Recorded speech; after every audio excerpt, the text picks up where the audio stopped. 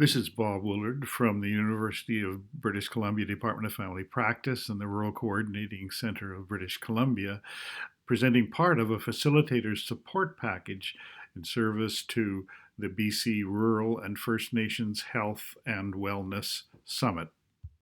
Objectives for today's work are to understand what the work is, what it's about, who is doing it, and how we're doing it collectively. I want to join Ray in thanking you for being facilitators in moving this forward and keeping in mind that this builds upon a successful summit a year and a half ago, an in-person summit before the COVID event happened. And it's our hope that we can build on that, actually end up post-COVID with an even better system to support one another in our health and wellness. So this represents a report of that episode last year that was based on the idea of building on the power of what is working. It placed an aim for an idea of health and wellness, which we will get to in a moment, in conjunction with the First Nations Health Authority.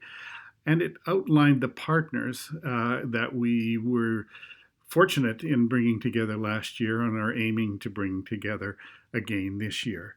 That elaborate work resulted after 2 days in priorities articulated as culturally safe care, team-based care, citizen community involvement, access in rural communities, and the next steps in the path forward.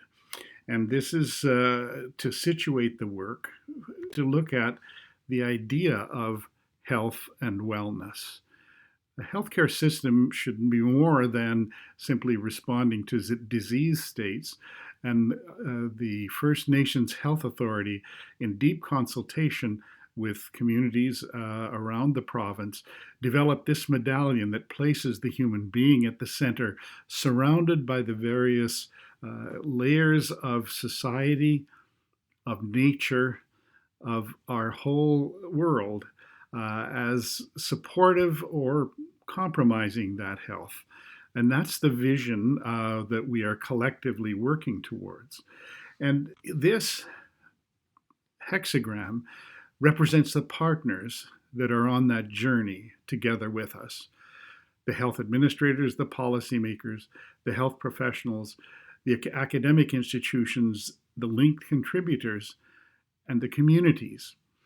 And what is extremely important is that these work together simultaneously.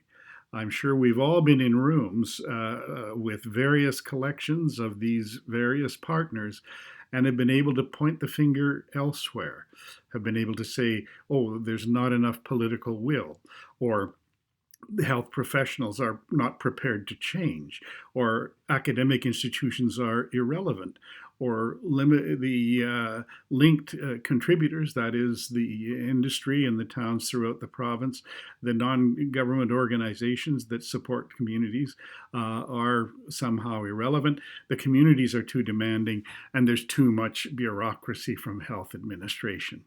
So we see all of those accusations, but when we get together, it appears that we can, in fact, move forward in a very coordinated, a very thoughtful way. So we need to remember that those relationships occur at all levels of society, from the local to the regional to the provincial, and that's the point of today. We want to build a health system. We want to engage with the grassroots, and today's activities are to work together, bringing those two together, working collaboratively, and engaging in change in a positive way. How are we going to do that? Well, we have last year and now embarked on appreciative inquiry and deliberative dialogue. And one can think about the exercise is to decide collectively who will do what by when for the next stage. the next step of this. So the idea of building on what's already working is the discovery phase, describing what is, um, thinking about the ways in which we can discover what seems to be effective and how we can build on it. The next is to dream, and the partnerships involved in that have to ask the question, what could be if we had an ideal world? And those are questions that, after we've dreamt, we may want to look at what should be, and think about designing that together, what we should have, and then, in a sense, delivering what will be. Today, and this exercise, we look at the first step along that pathway. Keep in mind that this cycle of work is actually a spiral, and it goes forward from here to build on and to can maintain the relationships that over the last 18 months have made dramatic changes, that the COVID crisis has actually accentuated in their success of moving forward, which is why I think we have the collective of folks dedicated to making things work. And what we need to see, we are taking this step, but the spiral will continue from here on. And so it is our desire that, in fact, by the end of this, facilitators and groups will have communicated effectively what those next steps are.